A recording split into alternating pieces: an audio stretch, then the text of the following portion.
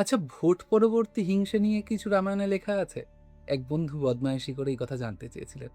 অবশ্যই ভোট পরবর্তী হিংসা নিয়ে রামায়ণে কিছু লেখা না থাকাটাই স্বাভাবিক। তার কারণ রামের সময় তো আ ভোটাভুটির সিস্টেমটা ছিল না। তবে যুদ্ধ পরবর্তী হিংসা নিয়ে সীতা ও হনুমানের একটি সুন্দর কনভারসেশন রয়েছে।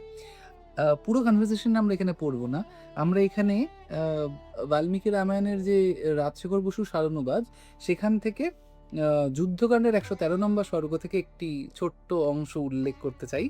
সেটি হলো যে আ হনুমান সীতার কাছে রামের যুদ্ধ জয়ের খবর পৌঁছে দেওয়ার পর তিনি বলছেন, "দেবী, এই সকল ঘোর রূপা ক্রূর প্রকৃতি রাক্ষসী তোমাকে তর্জন করত। যদি অনুমতি দাও তো মুষ্টি প্রহারে বা পদাঘাতে বা দংশন করে বা নাসাকর্ণ ভক্ষণ করে বা কেশাকর্ষণ করে এদের হত্যা করি।" জবাবে সীতা বলছেন, "পরের আদেশে যারা পাপ করে প্রাজ্ঞ ব্যক্তি তাদের উপর প্রতিশোধ নেন না। এই নিয়মই পালনীয়, কারণ চরিত্রই সাধুদের ভূষণ।